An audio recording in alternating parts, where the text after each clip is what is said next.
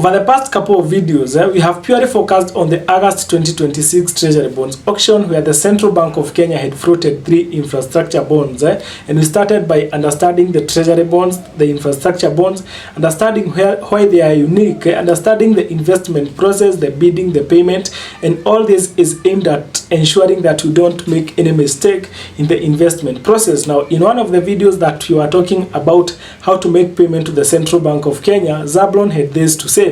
He appreciated that we are giving good information, but said that the elephant in the room is filling the RTGS form, because majority of the investors do not understand what to fill where, and that is what I want us to address in this video. I know you might visit your bank and you want to pay for your treasury bill or treasury bond, and you get confused when you are given the RTGS form to fill, and unfortunately the bank officials sometimes might not be willing to help. Maybe they are not in a good mood, or sometimes they don't understand the transactions themselves. So I want us to deal with that issue, so that when you are filling the RTGS form for payment for the treasury bills and the treasury bonds, you don't get any confused and you don't end up sending money to the wrong destination. Before we do that, allow me to appreciate you for always coming back to watch and learn from these videos. In case you are coming across this channel for the first time, this is Finance Focus with Andrew, a platform where we engage in conversations that endeavor to enhance our financial literacy. Consider subscribing to the channel, turn on the notification bell so that you get notified anytime we get to post a new financial tip. Now, how do we fill the RTGS form? Before we come to that, we are filling the RTGS form because we want to pay for our bid that was successful. We have different ways of doing that, and way number one, for those people who are paying bids that are worth that are less than 250,000, I will advocate that you use the M-Pesa services. Pay that via M-Pesa. It's quite simple and it's cheaper comparing to using the banks. Now, if you are the second option for bids that are beyond 250,000, you have to use the bank option. And some of the banks have options where you can be able to make these transactions online, so you can be able to do that on their mobile banking platform. And this is based on one bank and another. It is not a universal thing that you can be able to do it on the mobile platform. Now we are talking about, in this video, we are talking about where you have to go to the bank and do a manual transfer. So that is where you'll be given an RTGS form. RTGS. Now, what is this animal that we are calling an RTGS? So RTGS is just an abbreviation to stand for real-time gross settlement. And it is a system of sending money from one commercial bank to another. Remember that we have around 39 banks in Kenya that are licensed by the Central Bank of Kenya. I know you are shocked because maybe you just know about 10 or 5, but we have 39 licensed banks. So sending money from bank A to bank B, that is the system that is known as the RTGS, and it's the same system that you'll use to send money to the Central Bank of Kenya. Now, once we are given the RTGS form, what do you fill in? Now, I know that banks are different, the forms might be different, but this is the most critical information that you need to fill in when sending money to the Central Bank of Kenya in the sake of paying for your treasury bond and treasury bill. Now, I will try to segment this information into parts, and part number one is what I will call sender's details. Sender's details. So this is the information of the person who is sending money, which is you, and the most important things that you'll be asked to fill in this section. Number one, number A is your account name, and B is your account number. Your account number. Definitely, I know this is not a challenge because this is just your name, and this is your bank account number.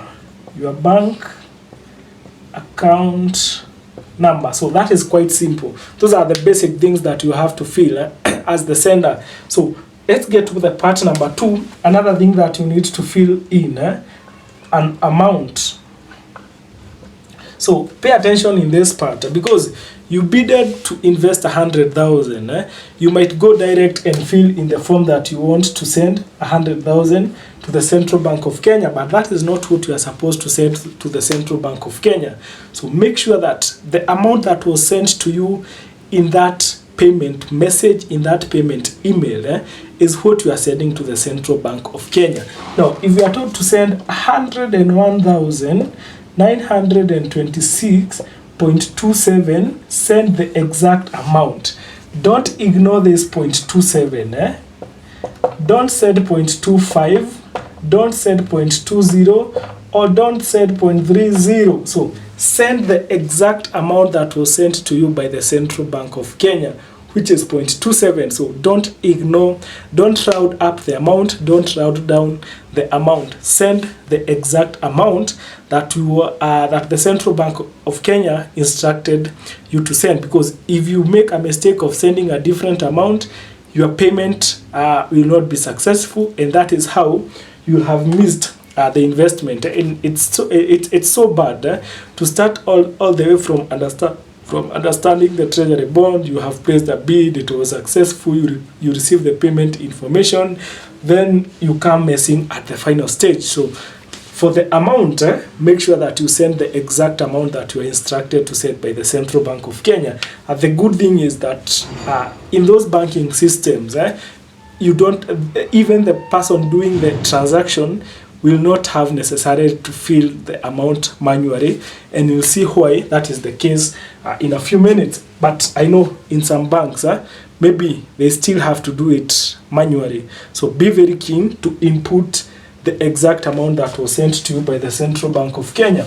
Now, let's go to the details number 3. Na hapa ndo kitumbua huwa kinaingia mchanga. This is where a lot of people get confused. And details number 3 is the beneficiary details. Beneficiary details. This is where the confusion comes in. And as we said in the SEDAS details, it is the same case with the beneficiary detail. And number 1, what you need to fill is the beneficiary account number. Let's just write account number. We already know that we are talking about the beneficiary. Account number. Number 2, account name. Number 3 is the bank name. Now, the account number that you are going to fill in this form should be your CSD account. So when you open an account with the Central Bank of Kenya, you have opened an account in the Central Bank of Kenya. That is the number that you are required to fill in here. So how do you get your DhowCSD number if you don't know it? So just logging into the DhowCSD app, under the settings tab, you will see somewhere written account information, and you will be able to see your CSD account. And it's a 10-digit account. With this format, you have 6 numbers. 1, 2, 3, 4, 5, 6. Then -0004. So that is the account number that you are going to fill in, because you are sending money to your CSD account in the Central Bank of Kenya. So, and your name still remains to be your name as it is in the ID, because when you are opening the DhowCSD account, you are told to input your name, all details as per the ID. So the account name in the Central Bank of Kenya where you are sending money is still your name, because you are sending money to your own account. So we have said the account number is your DhowCSD is your CSD account that you can easily check on the DhowCSD app under the settings account information tab, and the account name is your name, and the bank is simply the Central Bank of Kenya. Central Bank of Kenya. So this is the part that confuses majority of the people, but it's quite simple. This is the information that you are supposed to fill in. Now, before we conclude this, there is part 4 that is also quite important. Part 4, a field that you are also supposed to fill. In number 1 in this field is the purpose. Now, the purpose means, what are you paying for? Why are you sending money to the Central Bank of Kenya? And that is simple. That is payment for T-bonds or T-bills. And it is in this section or the other section that you might see as reference, where you need to fill in the payment key. Payment key. And you see the payment key is an 8-digit code that resembles code kama ile M-Pesa, just some random numbers that are sent to you by the Central Bank of Kenya. You might fill it in this purpose field, maybe payment for Treasury Bonds, payment key, this one, or the reference field, and make sure that you insist to your bank officer that they need to capture this payment key while making payment to the Central Bank of Kenya.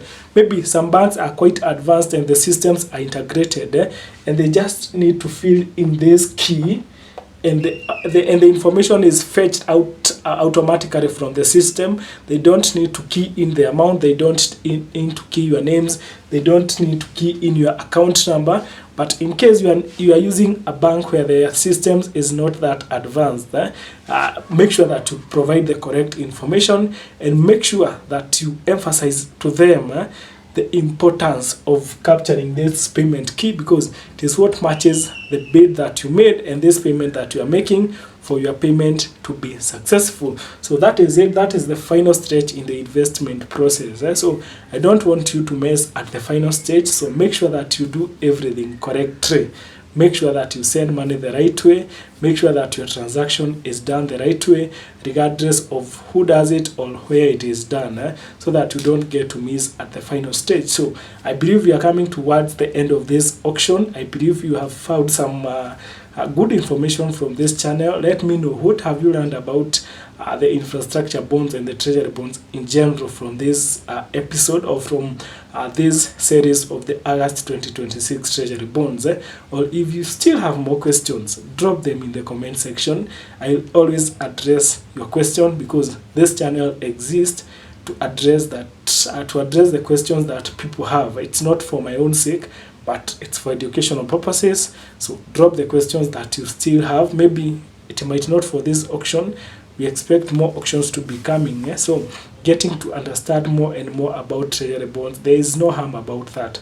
So we keep learning. The auction closes, we continue learning, because I know for sure another auction is coming and we need to be prepared with information. But for now, that is it. In case you have any question, drop them in the comment section. In case you found value in this video, give us a like, give us a comment, and most importantly, share this video to someone whom you think needs this kind of information. But until next time, stay financially woke.